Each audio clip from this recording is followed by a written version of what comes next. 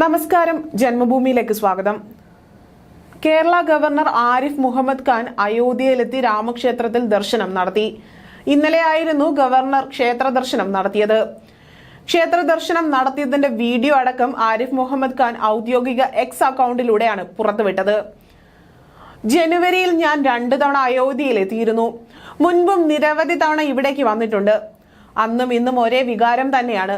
സന്തോഷം മാത്രമല്ല, അഭിമാനത്തിന്റെ നിമിഷം കൂടിയാണ്. അതിനാലാണ് അയോധ്യയിലെത്തി ശ്രീരാമനെ പ്രാർത്ഥിക്കുന്നതെന്നും ആരിഫ് മുഹമ്മദ് ഖാൻ പറഞ്ഞു. ഗവർണർ പങ്കുവച്ച വീഡിയോയിൽ രാംലല്ലയുടെ പ്രതിഷ്ഠയ്ക്ക് മുന്നിൽ നിന്ന് സാഷ്ടാംഗം പ്രണമിക്കുകയും വീഡിയോയിൽ കാണാം. ജയ് ശ്രീറാം എന്ന ഭക്തർ ഉറക്കെ മന്ത്രം പറയുന്നതും വീഡിയോയുടെ പശ്ചാത്തലത്തിൽ കേൾക്കാൻ സാധിക്കുന്നുണ്ട്. രാഷ്ട്രപതി ദ്രൗപദി മുർമുവും കഴിഞ്ഞയാഴ്ച അയോധ്യ ക്ഷേത്രം സന്ദർശിച്ചിരുന്നു. ആദ്യമായാണ് ദ്രൗപദി മുർമു രാമക്ഷേത്രം സന്ദർശനം നടത്തുന്നത്.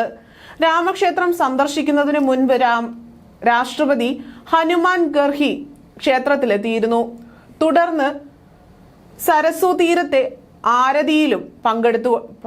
രാമക്ഷേത്രം സന്ദർശിക്കുന്നതിന് മുൻപ് രാഷ്ട്രപതി ഹനുമാൻ ഗർഗി ക്ഷേത്രത്തിലെത്തിയിരുന്നു. തുടർന്ന് സരയൂ തീരത്തെ ആരതിയിലും പങ്കുകൊണ്ടിരുന്നു.